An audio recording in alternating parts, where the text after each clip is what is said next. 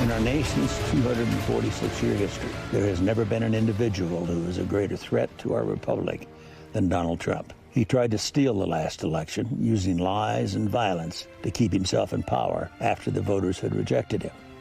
He is a coward. A real man wouldn't lie to his supporters. He lost his election, and he lost big.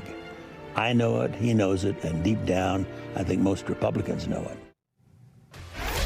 Hi again, everyone. It's 5 o'clock in New York. I'm Michael Steele, in for my friend Nicole Wallace. In a brand new ad for Congresswoman Liz Cheney's primary campaign, her father and former Vice President Dick Cheney is not holding back, calling the former president the greatest threat to the republic in its history, showcasing the immense divide within the GOP, those who follow Donald Trump, and those few, like the Cheneys, who remain steadfast in their defense of the Constitution and the rule of law.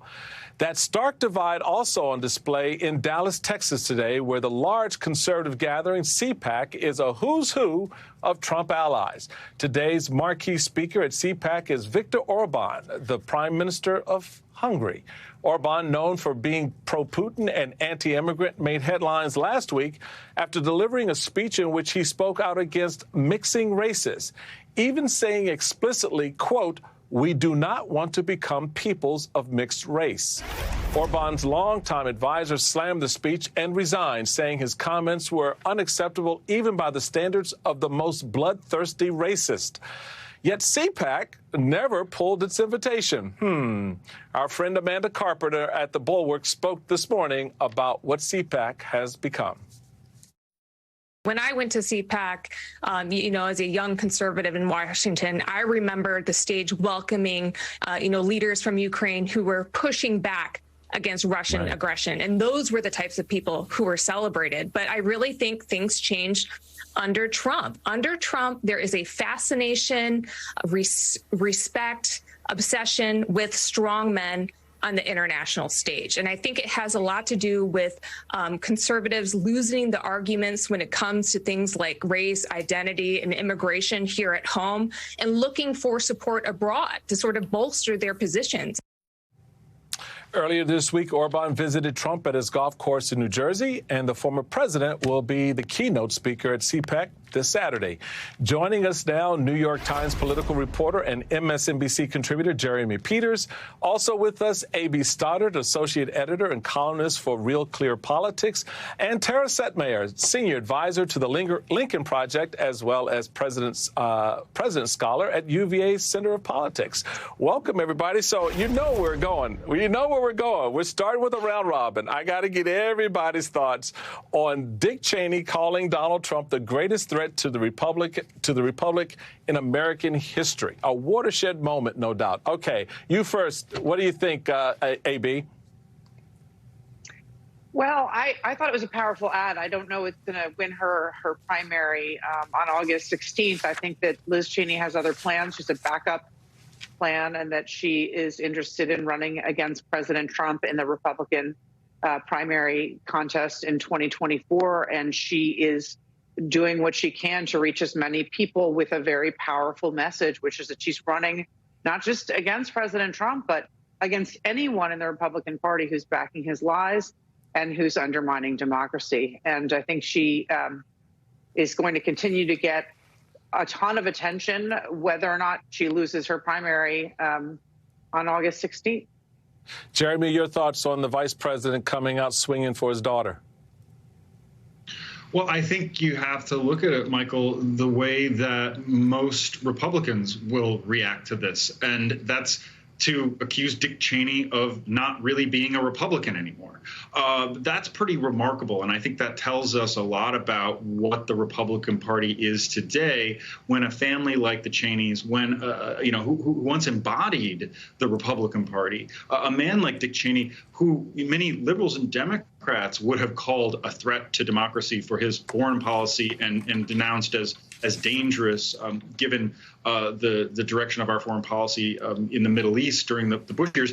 The idea that he is no longer representative of the Republican Party, the idea that he and his daughter are held up by many Democrats as Republicans of conscience.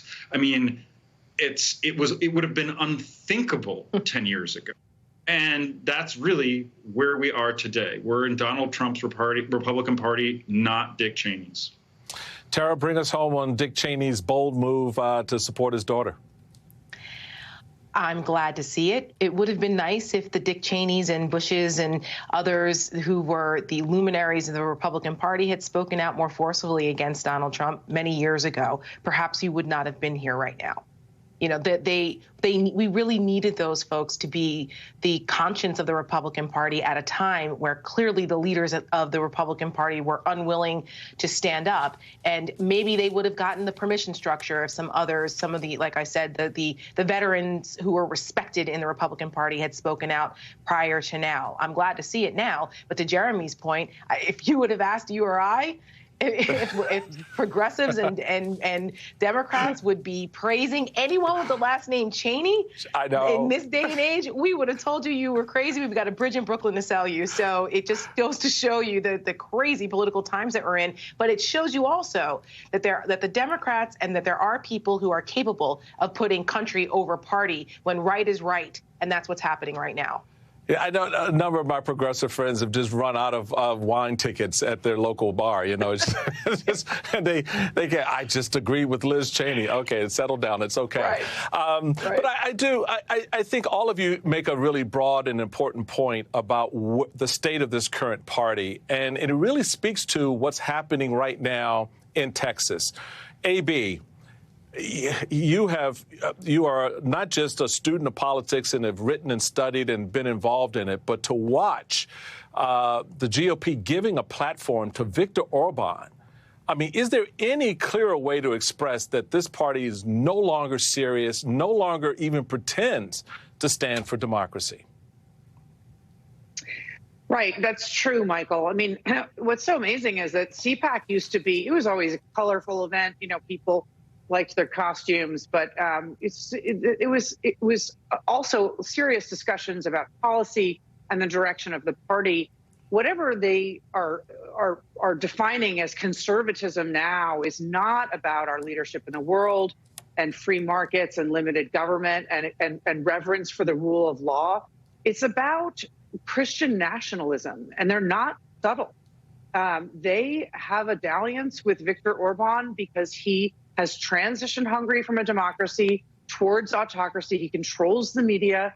He's Putin friendly. He's a member of the EU, but criticizes it and bashes it, will not provide any support to Ukraine, is eroding the rights of LGBTQ, Hungarians and women, and is very upfront about his embrace of Christian nationalism. And this is why they had a conference in May where he spoke and could not make it another year without getting together with him and had him come to Texas.